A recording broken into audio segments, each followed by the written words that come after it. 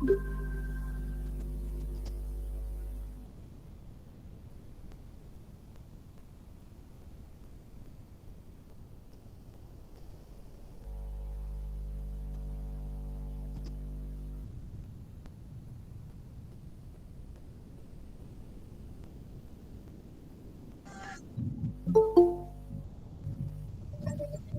sudah muncul Bapak Ibu untuk slide-nya?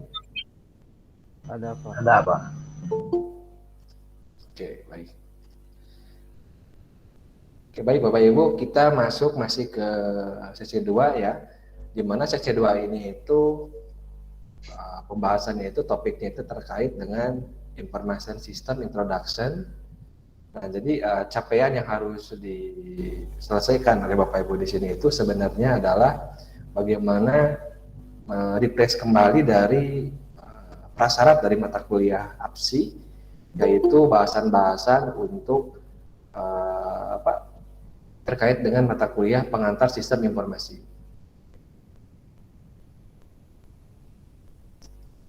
Oke, ini ya.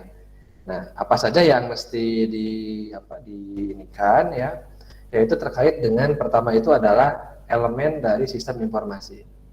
Bapak Ibu mesti refresh kembali sewaktu mempelajari dari mata kuliah pengantar sistem informasi. Jadi definisi sistem itu apa, kemudian definisi informasi itu apa, sampai ke definisi dari sistem informasi ya. Nah, itu yang Bapak Ibu harus ingat kembali ya. Dan tentunya ini tidak akan saya bahas di sini. Nah, tapi yang paling penting di sini itu mungkin saya akan menekankan bahwa ada yang namanya itu elemen atau komponen sistem informasi.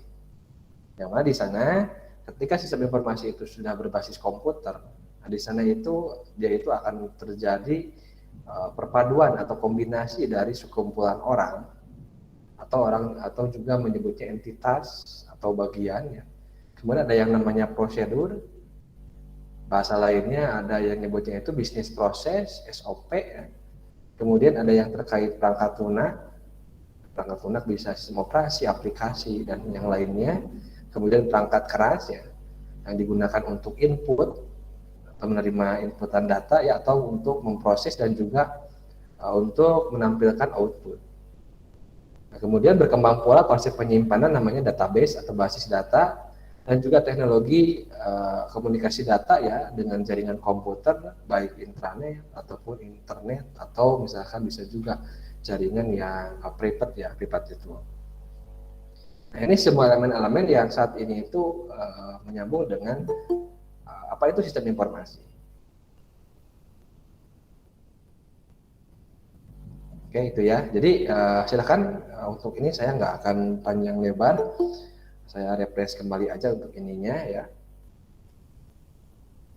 Oke, selanjutnya selain memahami komponen sistem informasi, nah di sini ada beberapa tadi ya saya sampaikan bahwa definisi sistem informasi ini saya nggak akan saya jabarkan, tapi Bapak Ibu persiapkan itu seandainya nanti di UTS muncul, nggak ada UTS ya, di kuis mungkin muncul nanti. Ya, karena kita mau ngebangun sistem informasi, nah itu ada hal yang lumrah kalau kita harus paham apa itu sistem informasi. Ya, kemudian perbedaan antara sistem informasi dengan teknologi informasi ya, ini pun mesti dipahami ya, bahwa ada istilah information technology dengan information system. Kalau sistem informasi itu arahnya kemana, teknologi informasi itu arahnya kemana. Karena satu sama lain ini dua hal yang berbeda ya, tapi berkaitan gitu. Satu sama lain ada kaitannya atau ada hubungannya.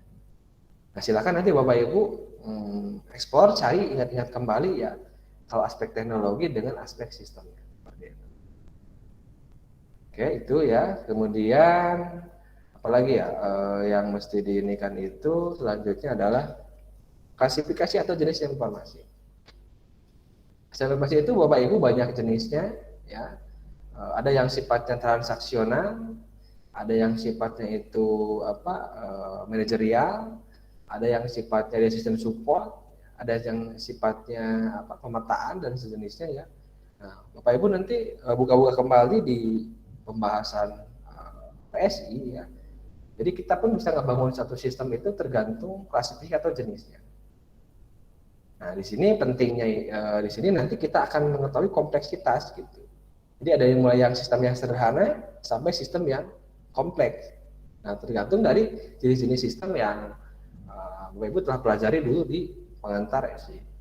Nah, saya kira ini pun persiapan ya, kuasai ya, apapun jenisnya, apapun sistemnya, macam sistem yang nanti dikembangkan, kurang lebih adalah secara proses pengembangannya sama aja sih gitu. Jadi misalkan kita ngebangun sistem yang hanya transaksional, yang hanya menyimpan data transaksi, atau kita membangun sistem yang di sana itu bahkan ada tambahan metodologi untuk pengambilan keputusan, misalkan salah satunya adalah decision support system, gitu ya, atau sistem pendukung keputusan, yang mungkin Bapak Ibu nanti bisa pelajari di semester apa ya, misalkan semester 7 atau semester 8, atau sistem expert system ya, sistem pakar, itu pun jenis sistem informasi, itu terpisah bisa dibahas karena ada penambahan suatu model atau algoritma dalam mengolah data untuk memberikan informasi untuk pengambilan keputusan. Silakan, ini pun mesti diulas lagi ya Bapak Ibu ya di mata kuliah pengantar SI. Nah, kemudian Bapak Ibu juga mesti paham nilai dan keuntungan sistem informasi, bahwa yang namanya sistem informasi itu kenapa saat ini itu banyak digunakan, merambah ke berbagai aspek yang dulunya mungkin tidak terjamah oleh sistem SI, sekarang mulai terjamah. Dulu tidak dibayangkan bahwa ujian CPNS atau ujian kelulusan siswa atau dari mulai dasar menengah sekarang sudah berbasis pakai sistem ya, sistem ujian nasional atau sistem seleksi nasional. Itu menggunakan sistem informasi. Nah, kenapa sampai seperti itu? Karena paling tidak ya di sana itu ada nilai-nilai keuntungan ya. Dan sehingga aspek-aspek keuntungannya itu banyak ya, apakah bisa mencangkup ke efisiensi dari alat atau efektivitas dari kinerja, atau bisa juga misalkan kalau dulu orang jualan hanya mengandalkan lokal wilayah, sekarang ada sistem berbasis e-commerce, kita bisa memperluas pangsa pasar. Nah, itu karena adanya sistem informasi. Oke, itu ya. Jadi nilai keuntungan ini banyak ya dari aspek apakah itu mengurangi biaya, apakah ada faktor memperluas pangsa pasar, atau misalkan meningkatkan kecepatan atau efektivitas dari kerja. Kalau misalkan sistem absensinya manual ya kita ngabsennya lama kan, seperti itu. Tapi kalau sistem berbasis informasi di sini ya SI ya, itu sekarang sudah dengan fingerprint atau dengan scan wajah itu sudah sangat cepat, nanti langsung diolah datanya, bahkan bisa memberikan informasi dengan real time seperti itu. Ini pun nanti silakan ya. Jadi kata-kata kunci yang ada di sini ya, termasuk ini sistem owner ya, bahwa sistem itu punya pemiliknya siapa dan juga ada penggunanya siapa. Oke ya, paling tidak itu ya, kalau sistem analis nanti sebenarnya ini yang nanti menganalisis dari suatu sistem. Jadi sekali lagi Bapak Ibu ya, ini nggak akan saya kabarkan panjang lebar, tapi paling tidak apa kaitannya dengan mata kuliah APSI ini. Pertama adalah paham terkait komponen dari suatu sistem informasi. Karena nanti pada saat kita mengembangkan ini akan semuanya itu tercakup ya. Ngebangun sistem nanti kita akan ngebangun aplikasinya. Yang Bapak Ibu mungkin buat dengan bahasa pemrograman. Entah itu bisa pakai berbasis web, misalkan ada PHP atau ASP, berbasis desktop, misalkan Java untuk desktop, ada Visual Basic, atau ada misalkan yang lainnya. Kemudian ada yang berbasis mobile, misalkan ada Android, itu kan, atau dan iOS dan sebagainya. Ada database yang untuk menyimpan data, ya, untuk softwarenya bisa MySQL, kemudian SQL Server, Oracle, dan jenisnya. Kemudian teknologi perangkat keras nanti apakah kita menggunakan mesin pemindai scan, ataukah kita menggunakan misalkan printer ya untuk Therma atau dot metric, atau untuk misalkan mencetak faktur, laporan, struk dan sebagainya. Kita pun ketika membahas sistem akan membahas SOP atau bisnis proses. Ya, prosedurnya seperti apa sih gitu. Apapun sistemnya pasti ada prosedur. Kemudian ada orang atau entitas yang terlibatnya. Nah, ini menyangkut fungsional ya. Nanti siapa yang mengakses sistem, ya, siapa yang tidak. Dan juga mungkin kalau misalkan sudah berbasis jaringan online, nah kita pun menggunakan konsep misalkan apa itu server, apa itu misalkan jaringan, ada hosting, ada cloud dan sebagainya. Intinya itu ya, Ibu ya. Ini pahami definisi SI, perbedaan SI dengan teknologi informasi, klasifikasi atau jenis SI, dan berikan contohnya boleh ya. Nilai dan keuntungan dari SI ya, manfaat. Kenapa sistem informasi itu dikembangkan oleh orang, ya, oleh kita ya, sampai kita generasi yang ke 4G, 5G dan seterusnya. Dan juga sistem owner, sistem user, misalkan juga sistem analis kalau misalnya kita mau dikembangkan. Saya kira itu Bapak Ibu untuk pengantar persiapan untuk di PSI. Nanti buka-buka ya. Coba kira-kira Bapak Ibu dari yang beberapa ini, bagian mana yang belum pernah atau mungkin istilahnya asing bagi Bapak Ibu gitu. Atau misalkan dulu di waktu belajar pengantar SI ya, Bapak Ibu dulu waktu belajar pengantar SI siapa dosennya? Mata kuliah pengenalan sistem informasi atau pengantar sistem informasi. Ada yang masih ingat? Sama siapa dosennya? Bu Lina. Sama Ibu Lina, Pak. Ibu Lina ya, oke, Ibu Lina Listiani ya. Nah, itu saya kira ini semua sudah dijelaskan ya, apa itu definisi sistem informasi, SI dan TI, klasifikasi atau jenis, nilai keuntungan. Gitu. Jadi tinggal dibuka-buka kembali ya Bapak Ibu ya. Oke, nah mungkin di topik 2 ini itu yang akan saya jelaskan itu adalah ada yang disebut dengan SLC ya. Di sini itu istilah itu sistem life cycle. Tapi sistem di sini itu merujuknya ke sistem informasi ya. Jadi disebut dengan SLC atau sistem life cycle. Ya. Jadi suatu siklus hidup dari suatu sistem informasi. Itu ya. Nanti beda dengan SDLC ya Pak Ibu. Jadi ada SLC, ada SDLC. Sistem life cycle dan juga sistem development life cycle. Ada perbedaannya ya. Ini terkait dengan information system life cycle atau disingkatnya SLC. Nah, apa itu SLC ya? SLC maaf ya. Apa itu SLC? Nah, sistem life cycle di sini itu adalah proses pemfaktoran umur hidup sebuah sistem informasi. Jadi daur hidup satu sistem informasi itu di sini itu dia itu akan ya dibagikan atau dibuat ke dalam 2 tahapan.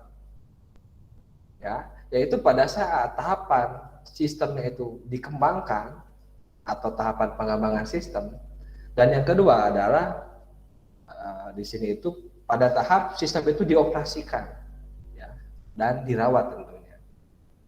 Jadi dalam bukunya Jeffrey Alwitten ya, ini salah satu literaturnya, Jeffrey Alwitten itu dia membagi SLC atau sistem life cycle itu ke dalam 2 tahap, yaitu satu pada saat sistem itu dikembangkan.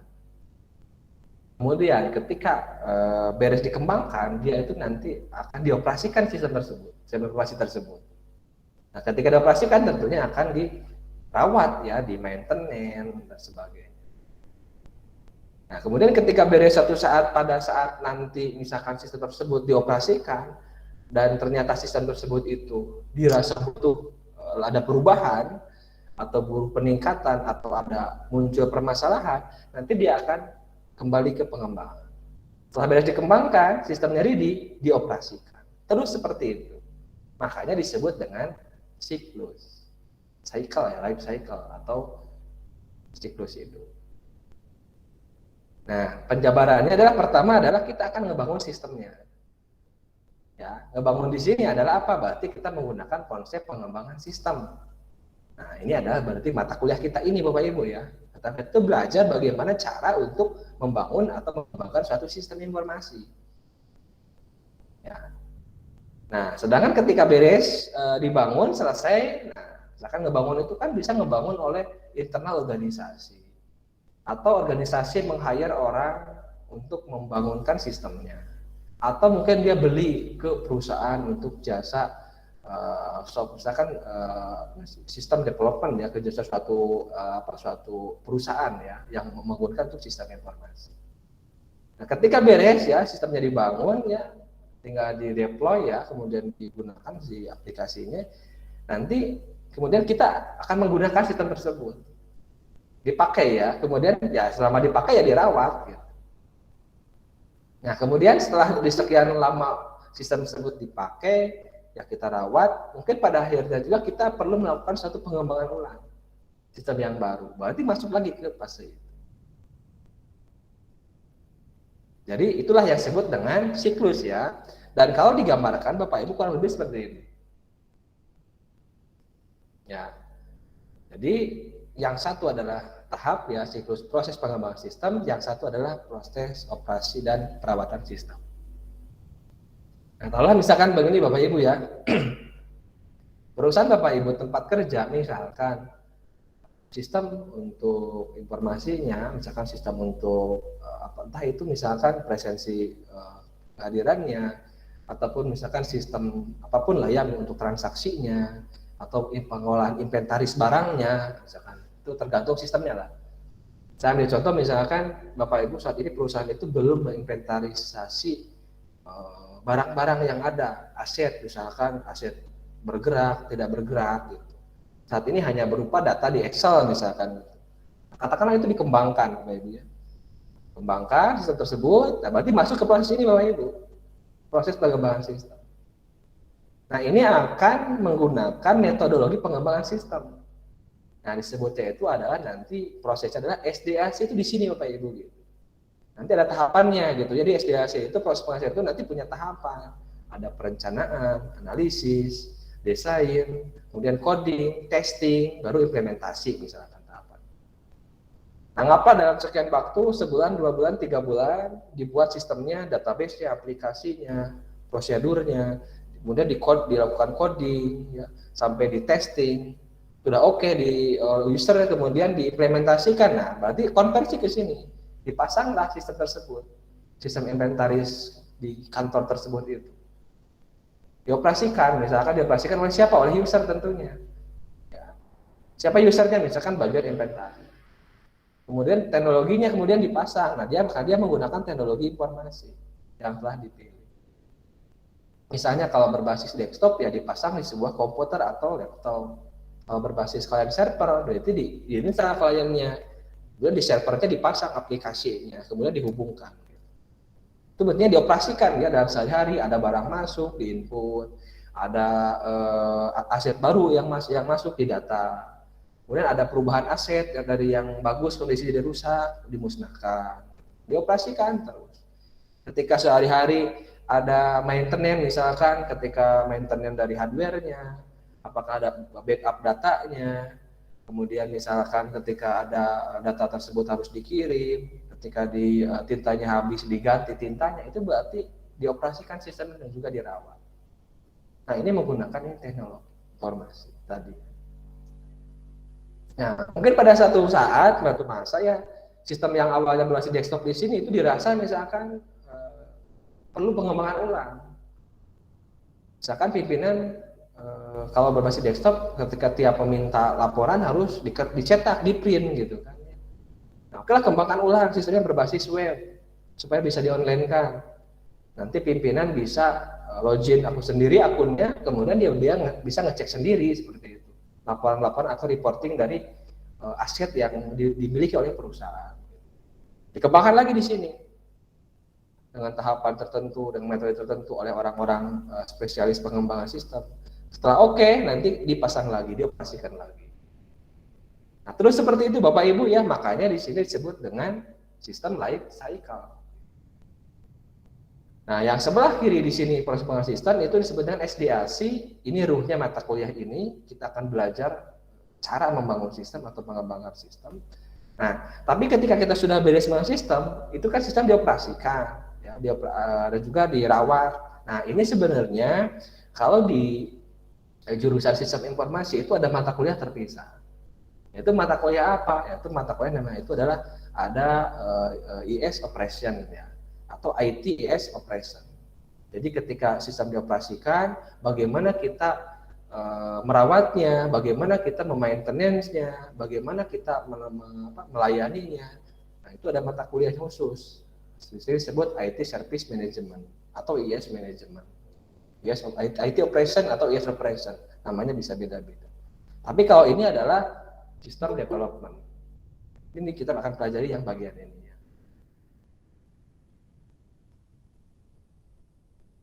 Itu ya Bapak Ibu ya. Jadi sekali lagi seperti itu kurang lebihnya. Apapun sistemnya, terus seperti itu Bapak Ibu ya.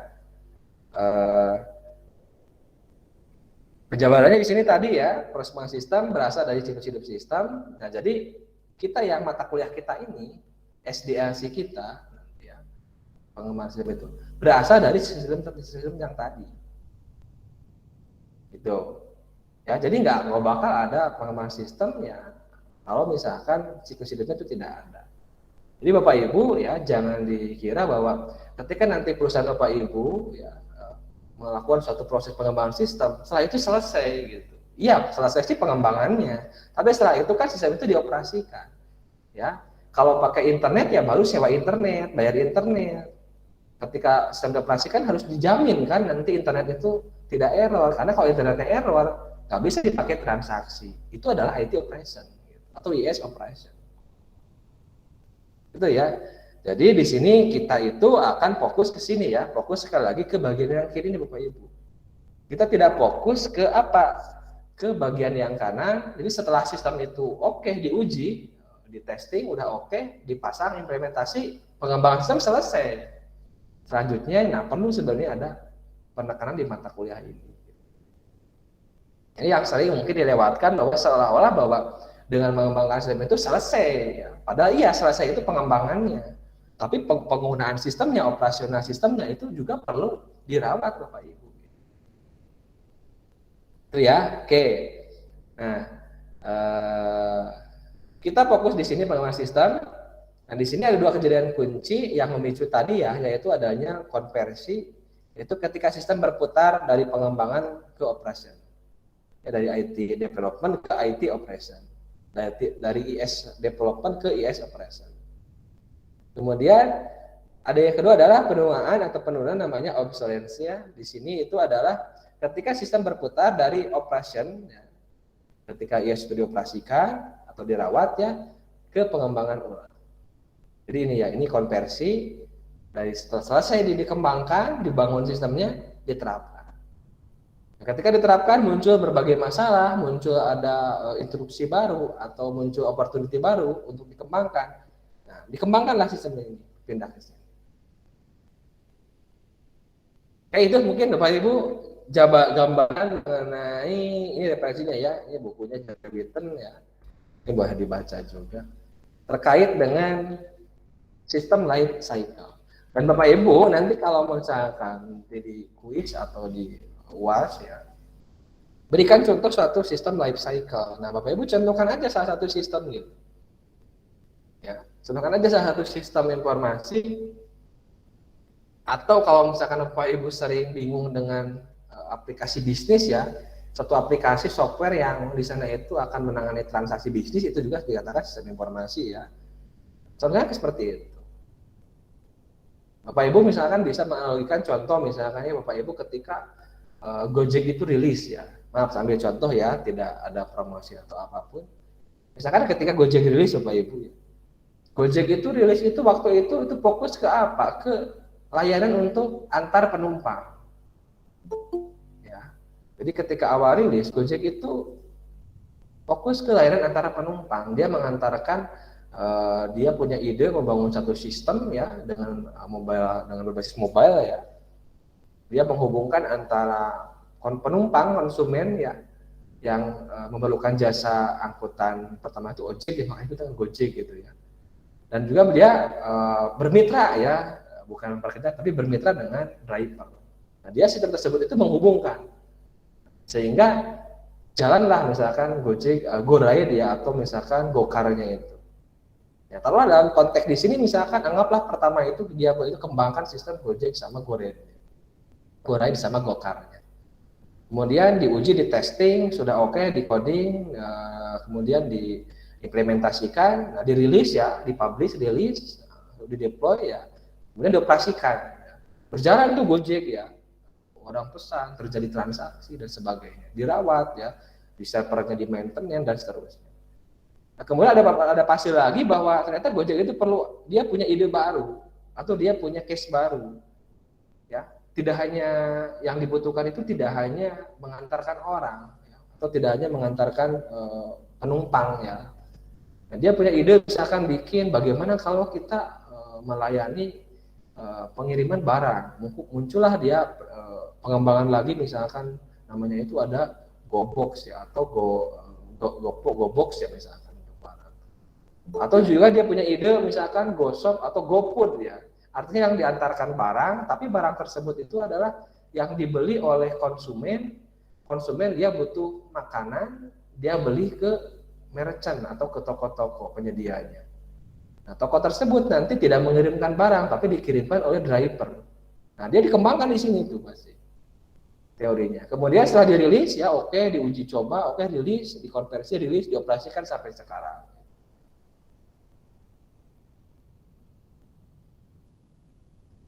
Gitu ya Bapak Ibu ya. Nah, kemudian dirilis, operasikan, terus sampai sekarang dirawat. Nah, mungkin apalagi yang dilakukan pengembangannya, misalkan part-partnya, misalkan dulu pembayaran Gojek tunai ya, mesti pakai uang cash. Nah, dia punya ide buat namanya entah apa itu GoPay atau apa yang lain. Nah, dia buat prosesnya, kembangkan, rilis lagi, operasikan sampai sekarang. Terus apalagi misalkan muncul apa yang lagi sampai apa ya, banyak sekali layanan-layanan sekarang ya yang dioperasikan. Karena itu pasti lewat pengembangan dulu Bapak Ibu. Nah itu sebenarnya sama ya kalau ada konsep sistem life cycle ya seperti itu. Sampai kapan akan berakhirnya ya. Jadi kalau ada pertanyaan, Pak sampai kapan berakhirnya sistem tersebut? Ya mungkin sampai ketika dirasa layanan itu sudah tidak dibutuhkan. Selesai dengan sendirinya misalkan apakah entah Gojek itu bangkrut ya, atau bisa Gojek itu menghentikan layanannya, udah operasional selesai gitu.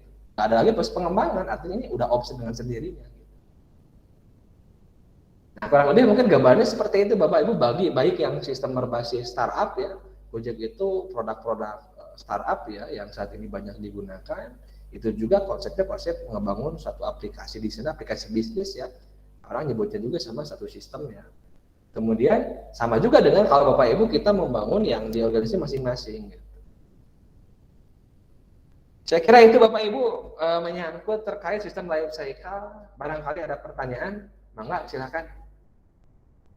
Apabila ada pertanyaan, mangga. Dari berapa orang? 45 orang ya. Oke, kita siapin pertanyaan. Izin break dulu di sini sedang azan, nanti kita sambung kembali.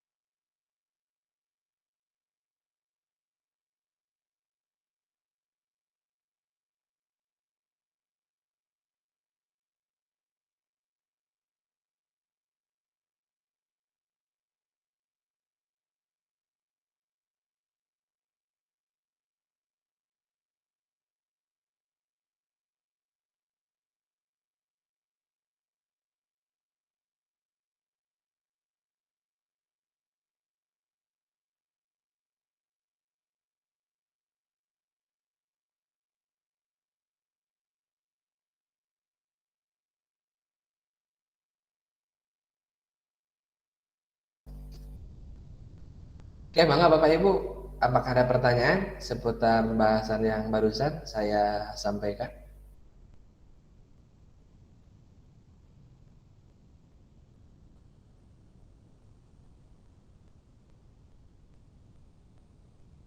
Atau tidak ada? Cukup jelas? Jelas Pak, alhamdulillah. Kalau misalkan cukup jelas ya, berarti nanti Bapak Ibu bisa mencontohkan. Misalkan mencontohkan bisa, saya paling senang mengajar kelas sore itu karena Bapak Ibu itu di sini itu mayoritas itu sudah kerja. Ya. Ketika sudah kerja, Bapak itu kerja pasti pada suatu organisasi.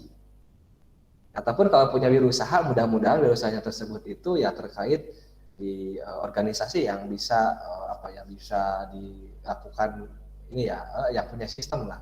Karena biasanya sistem informasi itu kan beradanya di suatu organisasi. Ketika Bapak Ibu kerja, paling tidak Bapak Ibu bisa misalkan terlibat pada satu sistem informasi. Paling tidak ketika entah itu sistem absensi kerjanya, atau sistem layanan transaksi kerjanya, atau dan sebagainya lah ya gitu. Kita lebih enak jadi mencontohkannya. Atau bahkan Bapak Ibu paling mudah mencontohkan yang tadi saya sampaikan itu, kalau perusahaan Bapak Ibu itu punya di struktur organisasi itu punya bagian IT yang terpisah misalkan ya. Nah, misalkan apakah saya ambil contoh misalkan kalau kampus mah ya jelas ya pasti ada lah. Misalkan ada suatu perusahaan misalkan ya, perusahaan bergerak di bidang jasa finance misalkan. Nah, saya yakin di sana itu nanti itu ada bagian atau yang namanya bagian IT atau bagian SI lah, atau namanya apapun lah namanya itu. Biasanya itu paling tidak itu secara internal itu adalah untuk bagaimana memaintain sistem ketika misalkan sistem tersebut digunakan gitu. Memastikan kan nggak mungkin ya finance ketika dia terjadi transaksi gangguan aplikasinya atau gangguan jaringannya atau gangguan hardware softwarenya gitu kan, printer komputer dan sebagainya itu pasti ada, itu disebut dengan IT atau IS operation gitu. Nah tapi apakah di organisasi tersebut itu punya bagian khusus tidak yang nanti untuk mengembangkan satu sistemnya gitu. Nah ini bisa beda bapak-bapak ibu ya. Kalau semacam perusahaan kayak startup kayak Gojek gitu Traveloka, Bukalapak, Shopee dan sejenisnya ya, Oppo itu pasti dia punya timnya ya, ada tim yang di developmentnya dan juga tim dari operationnya gitu. Karena kalau yang operation fungsinya ya memastikan layanannya itu berjalan gitu, tidak ada gangguan dan sebagainya gitu, tidak ada trouble lah gitu. Kalau ada trouble segera diselesaikan. Tapi di sisi lain ada tim development misalkan untuk menampung ide-ide sekarang apa nih ya gitu. Lihat aja perkembangan Bapak Ibu suatu startup ya, dulunya nggak ada fitur ini, sekarang ada fitur ini nambah gitu kan. Dulunya contoh nggak ada Shopee Pay Later atau GoPay Later, sekarang ada ya Bapak Ibu ya gitu. Jadi Bapak Ibu naik dulu bayarnya nanti gitu. Nah itu hasil proses pengembangan gitu. Sebelumnya itu nggak ada, tapi di development oleh tim, nah kemudian dia setelah beres dirilis gitu. Nah sama seperti itu ya dalam dunia kerja juga. Tapi tergantung organisasi Bapak Ibu. Kalau organisasi Bapak Ibu itu agile terhadap teknologi atau sangat kan organisasi juga itu nanti ada ketergantungan terhadap organisasi itu beda-beda ya. Ada organisasi yang ke IT itu cuma support aja gitu. Atau bahkan IT itu core-nya gitu. Beda-beda ya. Nah, di sana nanti akan menentukan tim mana tim development atau tim dari operation. Nah, kita Bapak Ibu mempelajari sekali lagi yang bagian porsi ininya. Ya, porsi yang bagian sebelah kiri. Kita nggak porsi ini gitu. Ini ada mata kuliahnya, bahkan ada sertifikasinya gitu. Namanya itu IT SM ya, atau ITAL gitu, atau Service Operation lah. Itu di sini nanti. Oke, kalau tidak pertanyaan, izin mungkin saya lanjut ke slide selanjutnya ya. Saya ada waktu mungkin sampai mungkin kurang lebih 18 maksimal 18.10 lah atau 18.15 18.10 lah, 15 menit lagi lah saya izin. Nah di topik 3 ini kita mulai masuk ke ya tadi ya. Nah setelah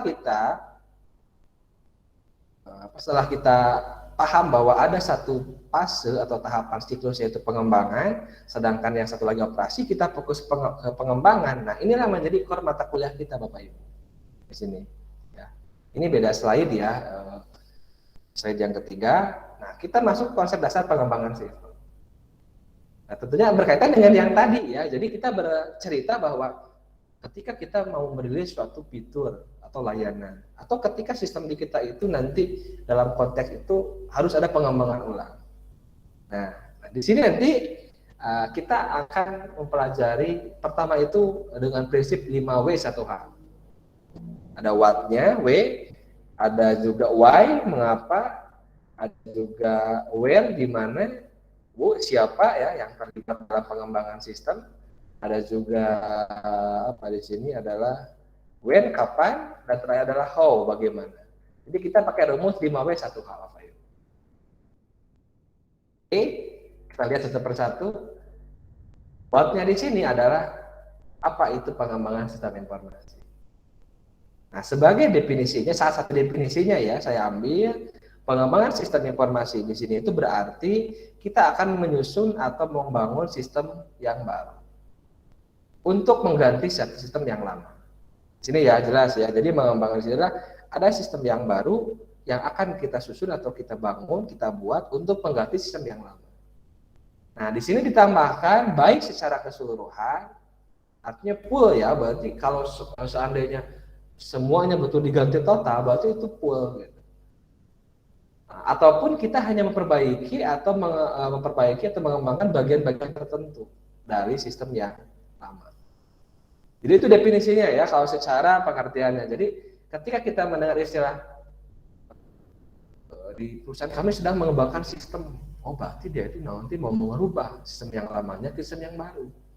Entah bisa keseluruhan atau bagi sebagian. Apa yang dikatakan keseluruhan atau sebagian, yaitu tadi Bapak Ibu, komponennya.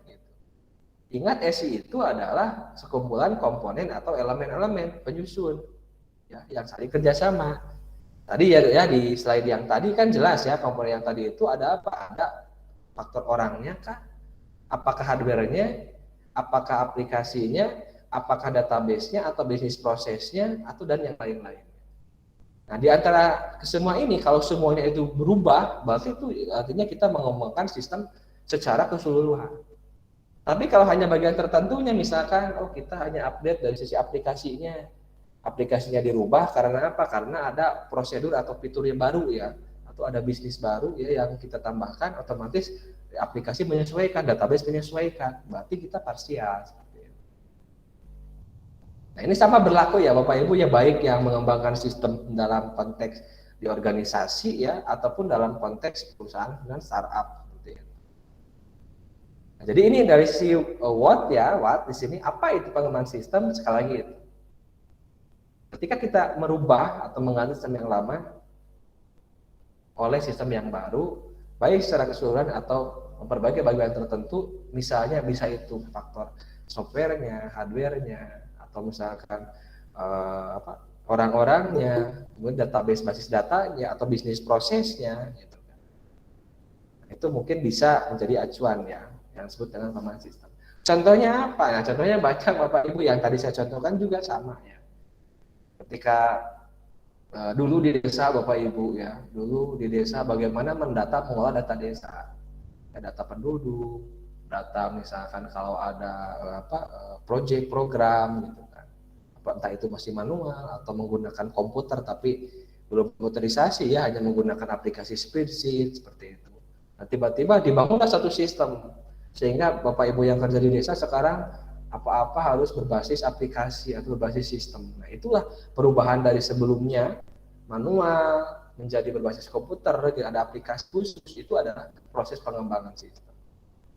Nah, merubah itu sudah perlu suatu pengembangan. Itu ya, contohnya banyak ya. Sekarang tinggal berikan contoh Bapak Ibu, saya yakin di tempat masing-masing pun bisa diberikan contoh. Yang paling berat itu seperti itu, Bapak Ibu sekarang kerja di mana?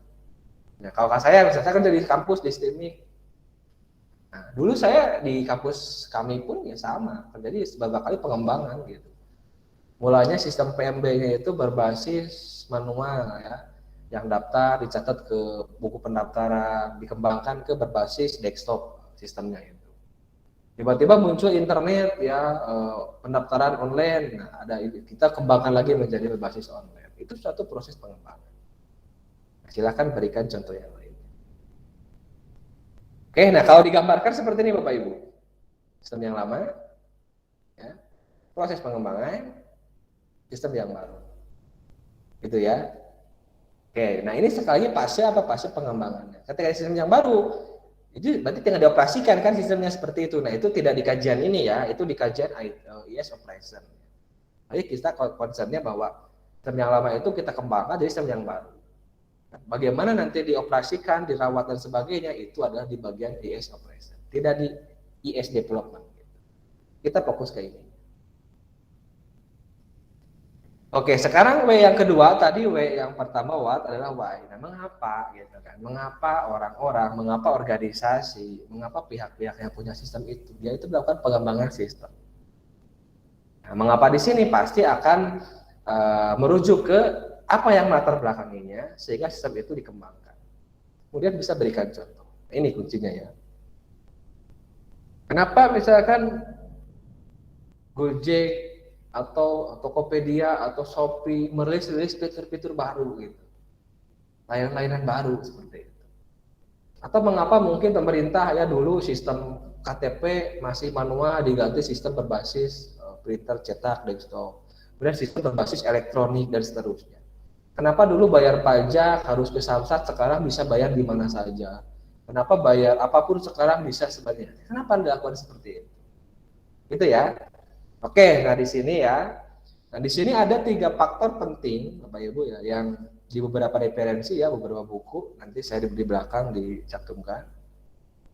Yang paling besar itu adalah aspek namanya itu problem atau permasalahan.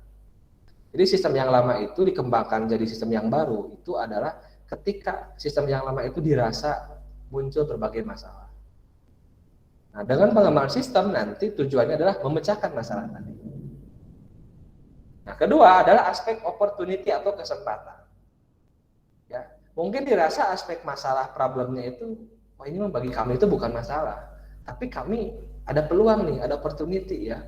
Kalau dikembangkan itu kita akan meraih apa? Meraih kesempatan, meraih keuntungan lebih besar, meraih pangsa pasar yang lebih luas, gitu kan. Nah, mungkin di sana faktor sana opportunity atau kesempatan. Kemudian atau faktor instruksi atau direktif, misalkan pengembangan sistem di sini itu karena kita organisasi yang tunduk pada organisasi yang lebih tinggi, sehingga muncul misalkan aturan-aturan, muncul peraturan-peraturan atau kebijakan-kebijakan yang mengharuskan sistem kita itu diubah, dikembangkan. Sehingga apa tujuan pengembangannya itu lebih ke arah kalau instruksi itu adalah memenuhi instruksi, sehingga kita taat pada aturan. Nah, tinggal Bapak Ibu ini semua bisa salah satunya atau kombinasi di antara itu. Ya, jadi konteks di sini adalah mengapa sistem yang lama dikembangkan sistem yang baru itu biasanya itu kalau nggak di sistem yang lama itu muncul masalah, ada kesempatan atau ada instruksi. Ini ya, penjabarannya kurang lebih seperti ini ya. Adanya permasalahan yang timbul atau adanya kesempatan opportunity. Nah, ini kalau misalnya permasalahan biasanya itu karena apa? Karena ketidakberesan. Atau ada pertumbuhan organisasi yang makin besar. Sehingga sistem yang lama tidak bisa mengakomodir. Perlu ada pengembangan. Kalau opportunity, ini sifatnya itu faktor aspek teknologi, Bapak Ibu ya. Jadi misalkan ketika dulunya teknologinya nggak ada, sekarang muncul teknologi tersebut, ya kita raih ya kesempatan tersebut untuk apa? Untuk memudahkan pelanggan kita, untuk lebih mempercepat proses dan sebagainya. Atau adanya instruksi atau direktif dari berupa regulasi, aturan, peraturan pemerintah, peraturan apapun, sehingga diharuskan seperti itu. Nah, tertarik memang Pak Ibu sekarang di era sekarang ya yang sangat agile atau sangat cepat terhadap perkembangan, sampai-sampai sekarang kan yang tersorot itu Bapak Ibu itu adalah perusahaan-perusahaan perbankan. Sekarang banyak semacam apa istilahnya itu, mungkin teknologi bahwa semacam kayak perbankan, tapi bahkan itu kita bisa nabung, kita bisa bahkan di sana kita memang nggak ada bunganya, tapi kita pun nggak ada biaya bulanannya misalnya, bahkan transfer dana kita bisa lebih murah gitu, atau bahkan gratis seperti itu. Oke, mangga silakan Pak Ade, ada pertanyaan? Boleh ditanyakan? Mengangkat tangan Pak Ade, apakah tidak sengaja atau ada pertanyaan?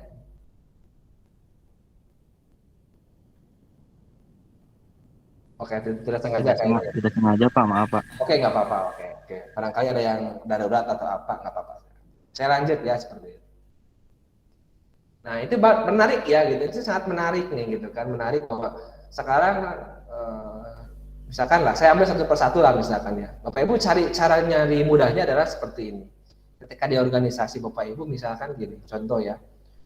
Ketika sistem absensinya katakanlah masih manual ya, nulis tangan, atau dalam tanda petik sistem absensi nulis tangan, kalau masuk jam 7 ditulis jam 6 supaya kalau lewat nanti kan kena cas, kena denda atau kena sanksi misalnya gitu ya. Atau ketika ada suatu organisasi ujian itu berbasis masih manual, sehingga apa? Sehingga di sana dirasakan apa? Habis beres ujian harus meriksa. Ya, beres meriksa nanti harus ada orang yang meriksanya, harus ada honor dan sebagainya. Nah, di sana mungkin faktor ketidakberesan itu muncul, bisa berupa kecurangan. Ya. Nah, curang itu bagaimana maksudnya? Curang itu tadi misalkan ya kalau sistem kita itu longgar, Bapak Ibu ya, memungkinkan manipulasi, ya itu di sana ada ketidakberesan. Tapi kalau kita sistem sudah berbasis misalkan ya sekarang ya ternyata perusahaan kalau mau ngabsen itu harus mengaktifkan GPS lokasinya misalkan. Jadi kalau kita nggak di tempat itu nggak bisa misalkan. Atau misalkan kita harus merekamnya dengan apa? Dengan foto selfie ya. Dengan ketika absensi itu nanti akan merekam wajah kita ya, dan lokasi kita dan sebagainya. Nah itu karena tadi ada ketidakberesan sehingga ya udahlah kembangkan sistemnya untuk mengatasi ketidakberesan tersebut. Dulu ujian apa itu seleksi CPNS yang masih berbasis kertas lah apalagi itu jelas lah ya muncul apa biaya yang besar. Bayangkan Bapak Ibu sekali ujian berapa ratus ribu orang harus nyetak soal dan nyetak jawaban kemudian diperiksa juga harus diproses. Berapa lama itu prosesnya? Berapa lama itu biayanya gitu. Nah ketika dikembangkan sistem berbasis online kecurangan relatif kecil ya walaupun sekarang lagi rame tuh adalah polemik silakan bisa dibaca di Google kecurangan walaupun ujiannya itu sudah berbasis CAT ya tapi itu bukan berarti jadi sistemnya lemah nggak ada sistem yang sempurna itu kuncinya Pak Ibu ya nggak ada sistem yang sempurna pasti akan selalu ada celah-celah gitu. Tapi paling tidak dibandingkan sistem ujian yang berbasis kertas ya. Nah, di sana akan dirasakan banyak sekali ketika dikembangkan berbasis ujian berbasis CAT, kita nggak mesti lagi nyetak kertas, nyetak jawaban, bikin soal, bikin ini gitu kan. Ya, sekarang sudah dibuatkan di server tinggal akses kliennya, jalankan online, hasilnya mungkin hari itu juga saya bisa muncul, tinggal direkap aja. Nah itu mungkin yang dalam konteks bahwa permasalahan-permasalahan yang muncul di organisasi itu dirasa bahwa harus diselesaikan dengan pengembangan sistem. Ya, pun demikian dengan di kita lah, bagaimana peningkatan pelayanan dulu ya kalau dulu mau bayar pajak susah harus ngantri lama dan sebagainya sehingga apa warga jadi jarang bayar pajak. Sekarang dipermudah, bayar bisa di mana aja di bank bisa, di ATM bisa. Kemudian di Alpa atau Indo yang seperti itu juga bisa. Itu karena tadi problem tersebut diselesaikan. Nah, kalau operator opportunity ini lebih ke fokus ke teknologi Bapak Ibu. Ya. Bagaimana misalkan memberikan layanan tambah gitu kan bagi apa? Bagi pelanggan gitu. Kalau di sini Bapak Ibu punya nabung di perbankan, kemudian perbankan tersebut itu punya layanan yang berbasis dulu itu hanya ATM saja. Apa-apa harus kalau transfer harus ke ATM. Dulu jauh sebelum ATM kan kalau apa-apa harus ke bank, ngambil uang, transfer uang, gitu. Harus ke bank. Muncul layanan ATM lah gitu kan, itu berbasis mesin gitu kan. Oke, itu walaupun itu cost-nya besar ya ATM. Nah sekarang adanya sistem berbasis mobile ya, entah itu internet banking atau SMS banking dulu kalau zaman SMS, sekarang mobile banking karena munculnya aplikasi-aplikasi sama ini. Nah sekarang itu lebih mudah lagi Bapak Ibu. Ya, sekarang kalau misalkan saya perlu apa-apa, tinggal misalkan tolong dong transfer dulu, nggak mesti ke bank, nggak mesti ke ATM, duduk dengan sekarang pun bisa. Gitu. Itu faktor teknologi Bapak Ibu sebenarnya, idenya itu di sana. Atau habis ini saya ya sekarang, jam 8 lebih 6, berarti ada mungkin berapa menit lagi ya misalkan. Aduh lapar saya, sambil nunggu ngajar, saya pesan makanan, tapi nanti beres ngajar tiba-tiba makanan saya dipesan udah nyampe gitu kan, udah bahkan dibayarnya pun udah pakai non tunai. Karena apa? Karena faktor teknologi Bapak Ibu. Nah di sinilah tadi mengapa pentingnya memahami SI dan TI tadi. Jadi teknologi itu akan mendrive, ya, akan mengarahkan ke sistem yang lebih cepat, lebih komprehensif, lebih integrated seperti itu. Karena faktor teknologi. Ya, dulu nggak ada internet, Bapak Ibu jangan bayangkan kalau misalkan nggak ada internet, ya kita mau pakai apa gitu kan untuk proses-proses yang online tadi. Seperti itu ya Bapak Ibu. Jadi faktor teknologi pun ini sangat mendrive sekali gitu kan. Munculnya sistem reservasi kayak reservasi kayak hotel, kayak kereta api atau pesawat dan sebagainya gitu kan. Kalau dulu kan kita kalau mau naik pesawat kan, saya mau naik Garuda harus pesan ke Garudanya. Saya naik AirAsia harus ke AirAsia-nya. Saya naik harus ke misalkan Merpati dulu atau apalah, Lion Air dan sebagainya. Nah, sekarang saya punya aplikasi, ada opportunity di sana, dia buatkan sistem sehingga ketika saya milih, saya akan tahu, oh kalau jadwal besok itu yang ready itu Garuda misalkan. Kalau yang jam 8 itu adanya Lion sama AirAsia, tinggal milih mana yang lebih murah. Kan bisa seperti itu Bapak Ibu. Ya. Yang terbayangkan oleh kita itu dulu itu kita harus bandingin satu persatu. Nggak tahu mana yang paling murah, yang mahal, yang penting ada. Sekarang dipermudah. Karena apa? Sekali karena teknologi. Teknologi informasi itu apa Bapak Ibu? Ya ternyangkut masalah nyangkut masalah internet, kemudian aplikasi ya, perkembangan aplikasi yang smartphone itu kan berpengaruh Pak Ibu ya. Jadi kalau teknologi informasi itu tidak hanya berbasis itu, perkembangan smartphone yang dulunya berbasis misalnya Java, Symbian, sekarang berbasis Android, iOS itu pun akan memicu gitu. Ya, seperti itu. Ekosistem itu juga menyangkut masalah sistem.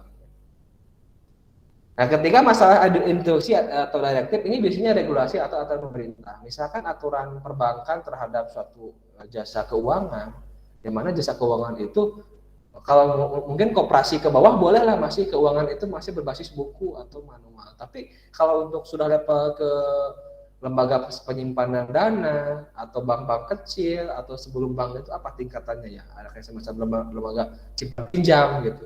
Itu dikenakan regulasi harus dia punya sistem.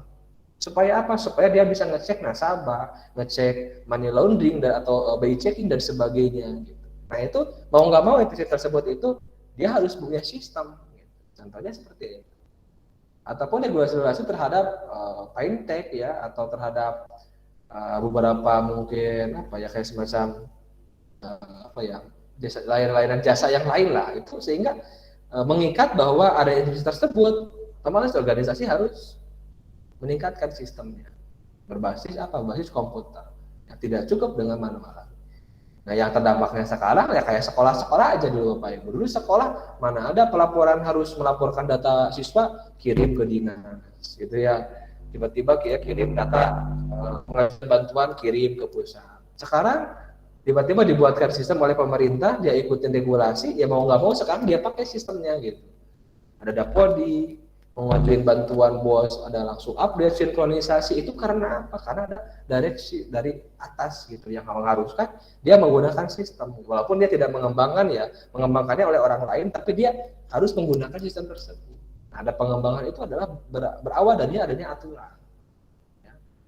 Bahkan sekarang ada yang namanya SPBE ya, sistem pemerintahan berbasis elektronik, yang katanya itu mau diterapkan. Jadi kayak kelurahan, kecamatan dan sebagainya. Kalau dulu apa-apa bisa manual ya ngeprint. Sekarang harus berbasis sistem, ya pakai sistem, apa-apa pakai sistem. Nah, saya kira itu Bapak Ibu ya. Yang kedua, why. Jadi sekali lagi mengapa kita mengembangkan sistem? Ya tidak jauh dari adanya masalah yang harus diselesaikan atau meraih opportunity untuk kesempatan kita bersaing ya. Karena persaingan itu ya sangat ketat sekarang gitu. Kalau kita nggak bersaing dengan ketat, kita akan ditinggalkan. Ataupun ada direktif dari pemerintah. Nah, ini semua Bapak Ibu ya, landasannya apa sih gitu ya? Fitrah kita manusia itu apa sih gitu ya? Nah, Di sini kita mesti ingat kalau di dunia kita, di dunia computing atau dunia komputer, bahwa komputer datang untuk efisiensi. Komputer di sini itu bukan konteks alatnya, tapi semua prinsip komputer yang yang ada proses input, proses output itu untuk efisiensi. Ya, efisiensi di sini maksudnya apa? Nah, misalnya begini, bahwa Alan Turing itu dia itu seorang ahli IT, dia dengan komputer dia berhasil mendekripsi pesan Enigma dengan cepat. Waktu itu manusia untuk mendekripsi pesan Enigma, ya, ini kriptografi nanti, itu butuh ratusan tahun, puluhan atau ratusan tahun. Tapi dengan komputer, dengan berbantuan program, kita bisa melakukan itu hanya dengan 3 atau 4 jam. Namun demikian, ya, perang dulu itu kenapa perang lama gitu? Karena kalau dulu itu perang itu ya perangnya perang fisik, Bapak Ibu. Mungkin ya puluhan tahun, kayak kita dijajah ratusan tahun. Tapi sekarang bagaimana mempercepat perang? Lihat aja sekarang teknologi perang sekarang.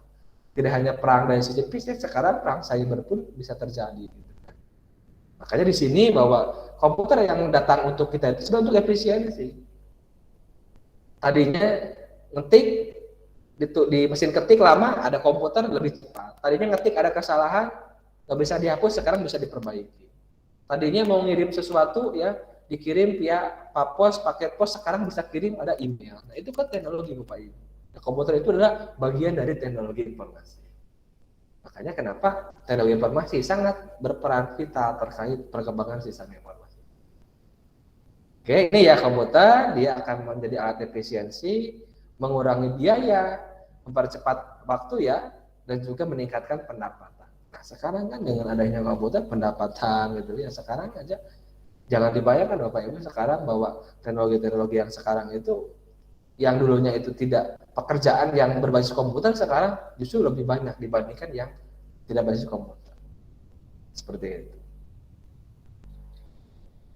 Oke, kemudian W yang selanjutnya, di mana mengembangkan sistem, jelas Bapak Ibu. Kita bisa mengakses itu pada satu organisasi. Jadi ketika Bapak Ibu sekarang kerja di organisasi, bisa nggak ngembangin sistem di sana? Bisa. Pilih aja di sana. Case apa yang mau dikembangkan sistemnya. Kalau saya di kampus, Kak, dulu kita belum online, sekarang online. Dulu ujian kita masih offline, ya, ujian kita masih berbasis kertas, sekarang ujiannya bisa online. Nah, seperti itu Bapak Ibu, ya, pengembangan sistem tersebut. Jadi apapun organisasinya, selama dia itu ada pengolahan data menjadi informasi, kita bisa kembangkan sistemnya di sana. Di sekitar Bapak Ibu ada rental mobil, wah, kita bisa buatkan sistem nggak? Bisa di sana. Bapak Ibu, di tempat Bapak Ibu di tetangga dia punya koperasi, kita bisa buatkan sistem di sana. Ada TK SD, kita bisa buatkan sistem di sana. Ada toko atau apa jasa, misalkan apa, kita bisa buatkan sistem di sana. Selama itu organisasi yang ada pengolahan data menjadi informasi. Nah, siapa yang mengasih sistem? Nah, ini cukup banyak Bapak Ibu, ya. Nah, siapa yang terlibat, ya? Yang mengembangkan sistem ini cukup banyak, ya Bapak Ibu, ya. Nanti di sini itu stakeholder. Kalau di sini adalah orang yang tertarik, ya, pada informasi yang ada atau ditawarkan. Tertarik di sini bukan berarti suka atau tidak suka, ya, tapi keterkaitan, ya, ada bukan ketertarikan, ada keterkaitan, ya, pada informasi yang ada atau yang ditawarkan. Di sini bisa yang teknis dan non teknis, atau bisa juga internal atau eksternal. Nanti ini ada satu sesinya kita bahas, ya, jobnya Bapak Ibu. Misalkan pertama ada pemilik sistem, owner, jelas Bapak Ibu, ya, bahwa sistem itu dimiliki oleh organisasi. Organisasi miliknya siapa? Ya, ownernya. Jadi kalau misalkan kita berbicara masalah perusahaan Bapak Ibu, siapa pemilik sistemnya? Ya, pimpinan Bapak Ibu siapa? Karena pimpinan yang memutuskan, misalkan sekarang gini, sistem ujian sistemik itu online, informasinya itu pakai siakan. Tiba-tiba pemilik ketok palu, ya udah besok jangan pakai siakan, manual lagi. Itu bisa jadi seperti itu. Karena pemilik punya kewenangan penting di sana. Atau sama, pemilik misalkan sekarang sistemnya seperti ini, besok berubahlah, kembangkan. Nah, dia punya power. Nah, dia yang punya sistemnya, gitu. Ya. Dia yang mendanai, yang biaya. Kalau ada biaya sistem, biaya internet, biaya maintenance, biaya operasional, siapa yang bayar? Ya, bukan kita, ya. Kalau Bapak Ibu sebagai user, nah ini yang lawannya kebalikan. Kalau sebagai user, kita itu aja penggunanya Bapak Ibu. Kalau pemilik, dia yang membayar, gitu. Ya. Kalau pengguna kita yang memakai, misalkan siapa bisa internal, bisa eksternal. Kalau internal misalkan soal sistem si akad ya, sistem akademik ya. Internal itu kalau itu di STIMIK, berarti internal itu misalkan bagian prodi, bagian BAK, BAU, itu adalah sistem pengguna internal. Eksternalnya siapa? Pelanggan dari STIMIK ya mahasiswa. Kemudian ada rekan, misalkan ada karyawan lain, misalkan pemasok, supplier misalkan, atau partner, misalkan Bank BNI dan sebagainya. Jadi ada internal, ada eksternal. Internal berarti bagian dari organisasi tersebut, eksternal berarti di luar organisasi tersebut. Tergantung konteks sistem. Itu ya. Ini, nah yang lainnya apa Bapak Ibu? Ada desainer sistem, karena tadi kita butuh database, berarti ada yang merancang database. Oke. Karena kita pakai jaringan, siapa yang merancang jaringannya? Kalau kita pakai web berarti, nah ini tergantung dari sistem yang dibangun. Intinya bahwa ada yang IT dan non IT ya, stakeholder sistem itu. Nah, pembangun sistem berarti seorang programmer, Bapak Ibu belajar program, bikin program, programmer, application programmer, atau database programmer ya, yang mengkonstruksi database, atau yang membangun jaringannya, atau yang menjadi security-nya, atau webnya ya, itu adalah orang-orang yang termasuk kita, nah ada istilah namanya disebut dengan sistem analis dan juga manajer proyek. Proyek orang yang pekerjaannya mengatur proyek, nah termasuk proyek pengembangan sistem. Jadi kalau sistem informasi itu dibuatkan sebagai suatu proyek, itu adalah bagian dari manajer proyek. Tapi kalau untuk memikirkan bagaimana cara solusi dari masalah, bagaimana sistem development yang akan dikembangkan, bagaimana model yang tepat adalah seorang sistem analis. Dia punya peran seperti itu, Bapak. Nah, saya kira itu mungkin Bapak Ibu dulu ya. Kalau yang lainnya mungkin nanti bahas yang lain lah ya. Di selanjutnya, analis sistem ini orang yang terlibatnya, oke, banyak fungsinya ya. Dia menghubungkan, dia ada sekian dan keterampilannya nanti akan dibaca di next di spesifik ngebahas sistem seorang sistem analis ya. Jadi ketika Bapak Ibu sekarang mengembangkan sistem itu berpikir sebagai seorang sistem analis salah satu. Nah, kapan pengembangan sistem? Itu pada saat apa? Itu pada saat kita dibutuhkan. Pada saat ada masalah, ya kembangkan sistemnya. Pada saat adanya instruksi, kita kembangkan. Atau pada saat apa? Pada saat kita melihat peluang-peluang yang cepat harus diambil. Tapi tergantung sekali lagi siapa? Tergantung dari owner. Tergantung dari owner. Nah, bagaimana ngembangin sistemnya? Nah, ini Bapak Ibu. Nanti kita akan belajar SDLC ya. SDLC itu nanti dia contohnya adalah seperti ini tahapannya. Planning, analisis, desain, dan implementasi. Ya, nanti planning itu ada kegiatannya Bapak Ibu. Planning ada kegiatannya apa aja, analisis apa, desain apa, implementasi apa. Nanti di setiap pertemuan Bapak Ibu kita akan masing-masing belajar ini. Satu pertemuan bahas planning itu kita merencanakan apa aja. Analisis itu menganalisis apa aja. Desain itu kita mendesain apa aja, dan implementasi itu implementasi apa aja. Kita bahas itu nanti salah satu. Nah, literaturnya nanti banyak ya, SDLC itu ada yang 4 tahapan, 5 tahapan, 6 tahapan, dan 7 tahapan. Nanti Bapak Ibu kalau mau buku-buku terkait SDLC ya, tahapan membangun sistem ya. Nah, jadi cara kita untuk mengembangkan sistem itu SDLC ya. Nah, itu ada banyak literatur. Nanti untuk mata kuliah kita ini Bapak Ibu, kita akan pakai yang 4 tahapan. Ya, seperti ini ya, kita akan pakai 4 tahapan ini. Tapi dalam praktika di lapangan, kalaupun Bapak Ibu mau pakai yang 5 tahapan atau 6, itu silahkan. Anggaplah kalau orang sebutnya mazhabnya itu berbeda, tapi tujuannya sama, sama-sama untuk mengembangkan sistem. Oke, saya kira itu Bapak Ibu untuk sesi ini ya. Mohon maaf nih, cukup banyak ya yang bisa ini kan.